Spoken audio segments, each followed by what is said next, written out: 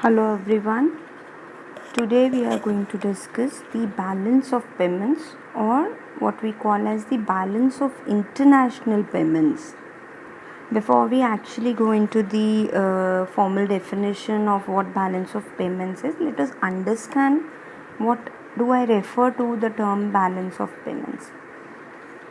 जैसे एक business run होता है, मैंने business runs, it maintains its statements of accounts. It maintains a record of all the expenditures, expenses, and the incomes.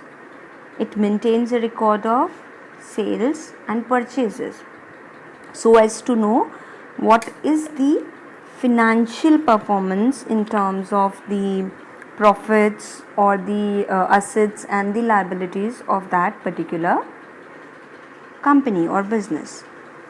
In a similar manner, there's a country, an economy. Now in this era of globalization, economies do operate with the outside world. A country sells goods, that is in the form of exports, all of us know. Country imports goods. Now in this export and import, company is actually transacting with the external rest of the world, right? So a country should also maintain a record of its transactions with the rest of the world. So this record of transactions of a country with the rest of the world is basically the balance of payments. Now if the concept is understood, we'll move on to the formal definition. Let's see the definition first. It is a systematic record of all economic transactions between residents of that country and the rest of the world during a given period of time. Let us understand the formal definition by breaking it into parts and understanding what are the features of balance of payments. As I've stated, it is a systematic record. It is a record of all economic transactions. You understand economic transactions? The transactions which have a monetary value. Only such transactions are recorded in balance of payments, as we record only economic transactions in the books of accounts of a firm. In a similar manner, we record only economic transactions in the records of a country. Now it is a systematic record, we've understood that. It is a record of all economic transactions. Transactions between whom? Transactions between the residents of that country and rest of the world. So whatever residents of the country are producing, it is being sold out. Whatever services they are rendering, it is being provided to the rest of the world. So these movements, for example, capital movements by the residents to somewhere outside the world, some investments they've made outside in the rest of the world. So these transactions which are of economic types during a given period of time. It is done on a yearly basis. Generally, it is a yearly record of all these transactions. So let us understand the definition. I suppose with features now the definition would be clear to us. Let us repeat it once again. What are balance of payments? It is a systematic record of all economic transactions between residents of that country and the rest of the world during a given period of time. Now another definition of balance of payments, it sometimes states that it is a statistical record of a country's international transactions over a certain period of time, presented in the form of double entry bookkeeping. Now if you people have ever studied accounts, you must be knowing this term double entry bookkeeping. What does double entry bookkeeping state? It states that every transaction has a counter transaction to it. For example, if I am buying something, I am getting the goods. At the same time, for those goods, I am paying something. So whenever something is coming in, something else of equal value is going out. So this double entry bookkeeping system, if you remember, we had debit credit rules.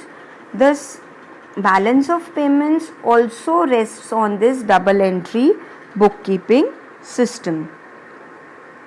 Now this double entry bookkeeping system, remember the debit credit rule: credit all incomes and gains, debit all expenses. So whatever is coming into the concerned country, that is a credit item, and whatever is an expense from the point of view of the concerned country, it is a debit item. So it should always be balanced, because debit is always equal to the credits in the books of accounts. If at all there is some balance, that balance needs to be carried forward, or the account needs to be balanced in the ledgers. Same is the condition of a balance of payments statement, right? So with this, we should be clear about the features of balance of payments, that balance of payments is a systematic record. It records economic transactions. These transactions are between residents of the country and rest of the world, and it is for a given period of time, and it is constructed on the basis of double entry bookkeeping system. If this is clear, we'll move on to the structure of balance of payments. Now the balance of payment basically comprises of two major parts: current account and capital account, and third one, which is visible here, official reserve account. It is sometimes considered as a sub part of capital account. So sometimes in some textbooks you'll find that balance of payment consists of three parts: current account, capital account, and official reserve account. And those students who know accountancy, they'll understand that current account and capital account, these are two different types of accounts. We are now going to move on to what current account is, what all is held in the current account. Like I told you, that balance of payments, it is a record of the transactions of a country or the residents of a country with rest of the world.